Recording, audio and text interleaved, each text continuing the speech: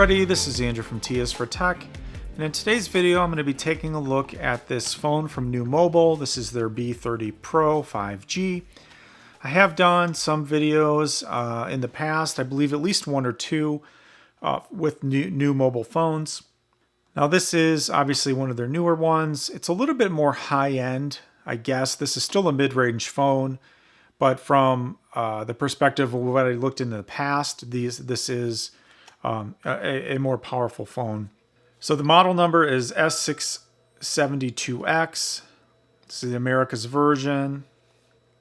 This is unlocked. Has a 6.7 AMOLED Full HD Plus display. A bunch of other stuff. I will go ahead and kind of review the specs a little bit later here. It does have a octa-core CPU. You know, obviously front rear cameras. It has a multi-camera setup there. I think there's 3 cameras in the back. It has 12 gigs of RAM, 256 gigs of storage, internal memory, 5,000 milliamp hour battery. So a pretty solid device, spec-wise. So I'm gonna go ahead and open this up. Take a look at what you get in the box and kind of go over it. So you get the phone here. Go ahead and set that aside. You also get a USB-C to USB-C cable. You get a wall adapter, USB-C. There's a SIM ejector tool there. And what's nice is you actually get a clear TPU case for it, so you don't have to look for a case. Get a quick start guide here and looks like a couple stickers. So again, this is the B30 Pro. Has a front facing camera that's like a punch out, hole punch out setup. Has an in-display fingerprint sensor, obviously ambient light sensor, microphones, speaker, all that stuff. It does have a 3-lens configuration on the back. So what's also nice about this is it does have a dual SIM capability. So it has dual SIM standby, and you can put 2 nano SIMs in there, and some more information. So the device itself, it looks pretty nice. This one's in this kind of like aqua blue kind of color. So you can see the cameras there on the back. I believe that the main camera is 108 megapixels. It has an 8 megapixel wide angle camera and a 2 megapixel macro lens. Front camera here is 32 megapixels. So you should have pretty good photography, right? So they say in their advertisement, you know, professional grade photography. We'll have to do some tests. I will put in this second half of this review, kind of on the video portion of this when I'm done. I'll show some pictures that I took with this, as well as, you know, some video that I took with it. I'll go ahead and turn this on while I talk a little bit more about it. So you can see NUU powered by Androids. This does have Android 13, and they do say it is upgradable or will be upgradable to Android 14. And it does have a MediaTek chip, which comes powered in at 2.66 gigahertz. It's an octa-core CPU. Like I also mentioned, it has 12 gigs of RAM, 256 gigs of ROM, 5,000 milliamp hour battery, and supports 30 watt fast charge. It does have Gorilla Glass on the back and what they're calling Dragon Tail front glass, which has kind of like curved display. It really reminds me of some of the older Samsung phones that have like the kind of curved display that kind of goes over the edge. It does look like there is a installed screen protector on this out of the box, which is nice. So this is 4G and 5G compatible. This does have the MediaTek Dimensity 7050 chipset, cellular connection, has Wi-Fi 6 for fast, you know, just everyday use on Wi-Fi. And basically, you know, if you're looking for something that has a pretty nice, elegant design with some advanced features, cameras, all of that, this definitely might be something to take a look at. You can see there the hole punch camera at the top. And basically all of your buttons are on the right side. So you've got here your power button, you've got volume up, down. On the top, you've got some speaker holes. There you can see. The bottom, you have your SIM tray here, USB-C charging slot, another speaker there, and pretty lightweight, honestly. Feels nice in the hand. So what I'm going to do is go ahead and set this up, run through, sign in with my Google account and all of that. Now I did just quickly go ahead and sign into this and let it boot up. And overall, I really think that the screen looks pretty nice. Now this is a 120 hertz screen, I believe. So this is AMOLED display, 120 hertz refresh rates. So it does feel very responsive. When I went through the setup, it was pretty quick. The user interface seems pretty quick. This is all the way up brightness-wise, just because of the overhead lights here, and I can still see it, so it does get pretty bright. Yeah, so the camera works. It's pretty responsive. Yeah, so what I'm going to do is go ahead, test this out, use it for a little bit, take some video, take some pictures, run maybe some benchmarks on here just so you can get a sense for how it performs. Also maybe do some screen recording, that sort of thing. And then we'll jump on over to the computer, show you some of that, kind of give you some of my thoughts on how this performs over the next few days as I use it. So let's hop on over there and check it out. So the first thing I did here was run Geekbench both for the CPU and the GPU. And I just fast forwarded to the end of this here so you can just see what the results are. And we see here the single core score is 1071 and the multi-core is 2583. And it does a little bit of a comparison with other phones like Galaxy S22 Ultra, 23 Ultra, and all of that. But you can see, though, it does do pretty good as compared to some of the other mid-range phones that show up on the list, both in the the multi-core and the single-core benchmarks. So overall, solid performance, I think, here for an everyday phone. And yeah, I don't have any issues, again, like in just using it with the experience that I've had just from a fluidity and performance perspective. So also just run the GPU one so you can see that as well. And then here you'll see 2498 is the OpenCL score. And again, not, as high end as some of the other devices that you might see that are more of the top tier devices, such as the Samsung phones and whatnot. I mean, the Galaxy S23 Ultra blows it away by 4 times, but it does perform pretty well in comparison to some of the older phones and kind of more of those mid-range phones.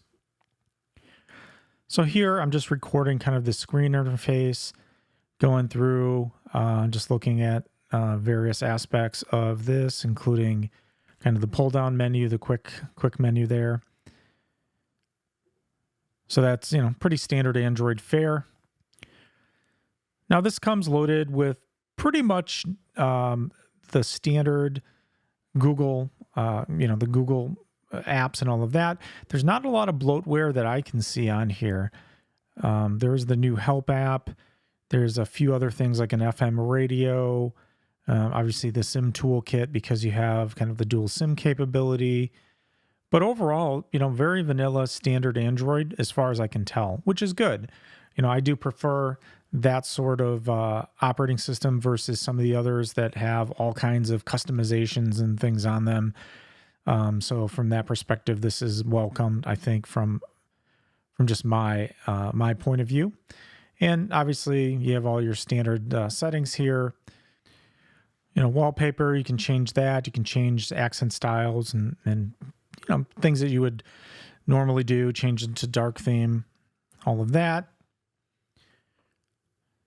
You can go into display, you can look at the brightness, do adaptive brightness, edge lighting, my tone, night light, all those things. You can have the auto select for the refresh rate, or you can manually set it to 60 or 120 hertz, depending if you want to conserve battery or you don't care for the high screen refresh rate. So all sorts of settings, all sorts of things that you would have been accustomed to with the Android operating system. Now, just from a YouTube perspective or a streaming perspective here, I just went in, searched for my channel, T is for Tech, and I'm just going to load a video and kind of play that and just see how it performs on here. Have another lightsaber to look at. I know I've reviewed a couple lightsabers on the channel in the past, so these are always fun to. So you can see here, I'm just kind of grabbing and skipping ahead and whatnot, and it's hard to tell from a screen recording, but the sound sounded really good in the room. Speakers are good, and yeah, no buffering, no stuttering, anything like that. So overall, the video quality is nice. And then here, I was just also screen recording, playing a little bit of Warzone Mobile, and I'll just kind of let this play a little bit. But yeah, the phone was super responsive, no issues at all. I'm not very good at this game, but I just wanted to kind of show you, you know, from a screen recording perspective, what some gaming looks like. I'm loading. Found some armor here.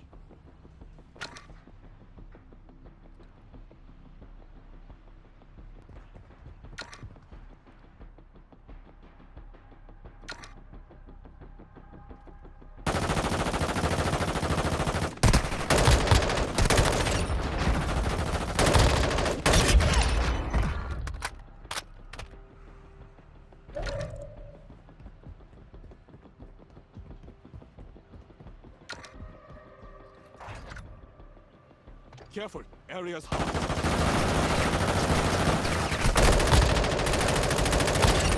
Right them.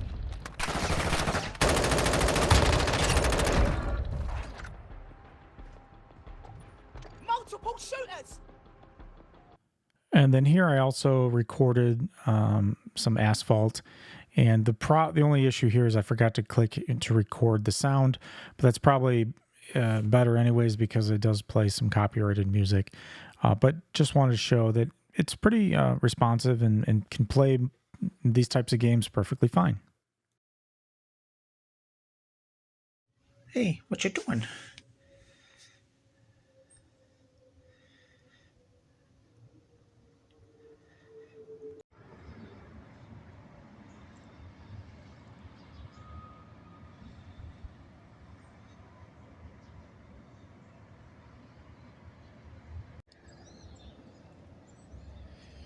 Now this time I turned the electronic image stabilization on, so hopefully it doesn't seem as jittery as the first video that I did. This is at 1x zoom on the video mode. And this is at 2x zoom on the video mode.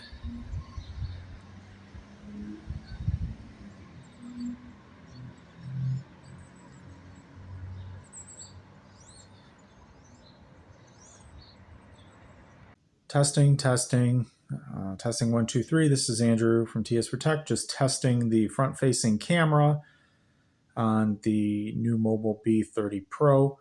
Now this is indoors, so I just wanted to see what this looked like indoors. You can see there's a little bit of a backlight from the window there. And yeah, I don't know what the color looks like. I just have incandescent lights here. So testing 1, 2, 3. So this is testing outdoors with a little bit more light. As you can see, there's some trees in the background. The light is kind of coming from this direction. Testing 1, 2, 3. Testing 1, 2, 3. And then here, there's just a couple photos, and I did turn off the lower branding after a couple shots when I realized it was there. You can do that in the camera settings. Now, overall, I don't think that the photos or the video on this are anything that will blow you away. I mean, they're adequate. It's pretty decent, I guess. but nothing like the newer Samsungs or the iPhone from a quality standpoint.